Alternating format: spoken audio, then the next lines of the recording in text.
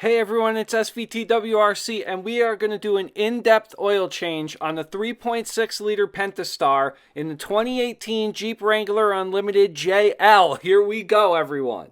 Quick disclaimer here, we are not professionals. This is all DIY, and you will be doing this yourself at your own risk.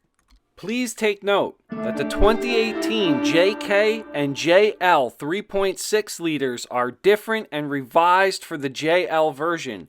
The JL version will require 5 quarts of oil instead of 6. The JL also utilizes a zero weight 20 now. You can source the oil filter out from a wide variety of auto parts stores. Something to collect the used oil in. For me personally, a 1/2 inch worked best on the drain bolt, and a 24mm worked best for the oil filter. If you'd like, revised clips on the JL are very easy to use. The arm stays hooked to the latch. You can push the hood down to alleviate the arm.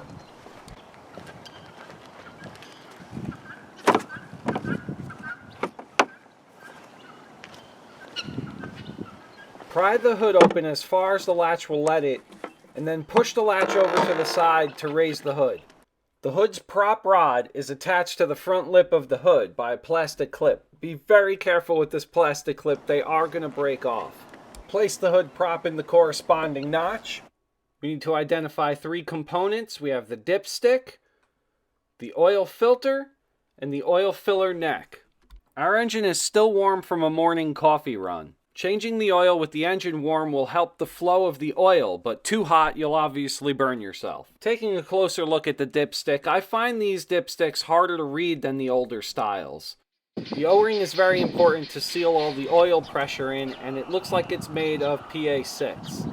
Removing the oil dipstick and filler cap will also aid in flow as it relieves pressure. The oil cap shows the proper oil viscosity and is a one-way cap, so you can only put it on one way. It's also made of PA6. Underneath the Jeep, the oil drain plug is located behind the front axle. Using a 1/2 inch socket, turn the bolt to the left to break it loose.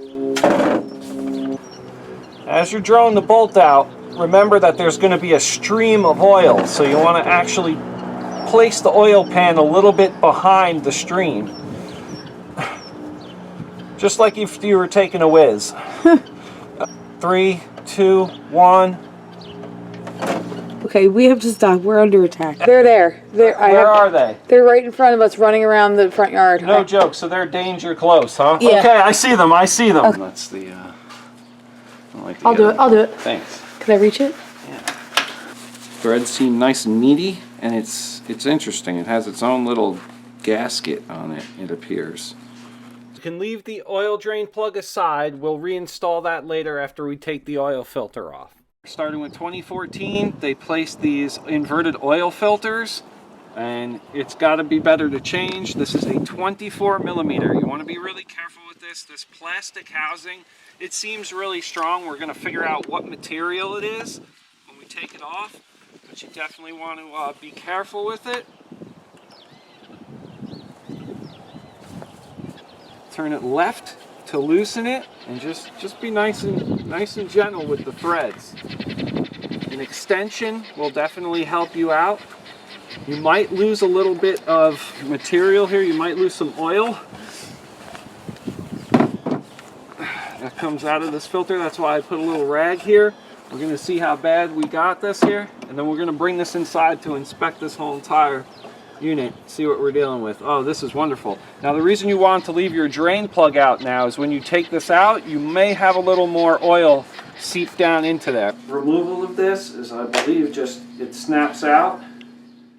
The Purolator filter was a perfect match for the stock Mopar. 25, and then there's a little 50 possibly nuke meters. We're going to have to check that out. Do not open when engine is running. So there's a rubber gasket on here, rubber O-ring, that you can take a pick to, and you want to be very careful. Just get this pick up over, not to damage anything else. And pry it up over, and put your new gasket on that should be supplied, and seat it within this little valley. Hot chocolate making. threads here. Making some It'll hot chocolate. really help you out. Make sure these are nice and clean when you put this back in, and it'll help with the removal of this next time. You won't have all types of dirt and grit messing up these plastic threads. That's PA 6.6, I think, glass fiber reinforced. It's okay. A little lube. I have a perverted joke, but I'm here, so you won't. You know what? That was enough of a perverted joke right there. That should have been satisfying enough. That's what she Just said. watching that. All of it is a "that's what she said" joke. Now we will insert.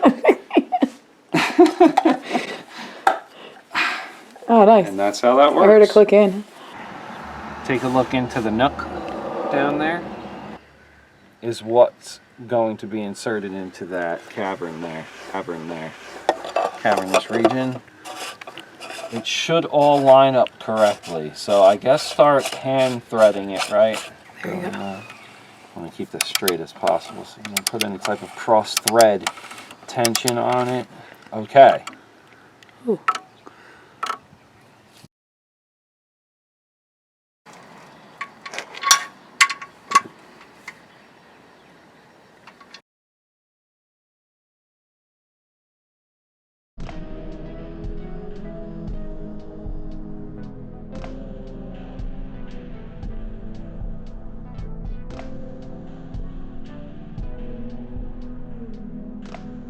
Now I'm going to not have my foot on the brake, and I'm going to push it once for accessory.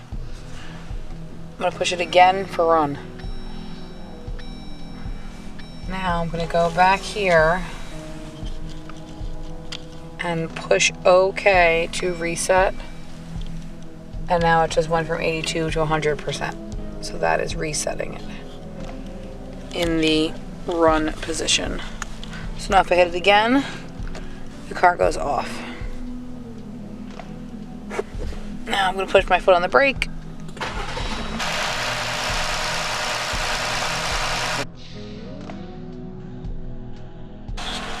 Alright, so hopefully this helped you out. If it did, smash that like button for me, please. Like, subscribe. We're going to be on some Jeep adventures this summer. Get ready. We're going nuts with this thing. We got the hard top. This is part of the dual top group, so we're going to get this hard top off. We've got the hard top carrier coming from Serco, I believe the company is. We're going to install that, get that set up, and then we'll figure out some other solutions on storing the Freedom tops and the doors, because we have the mirror install coming on too.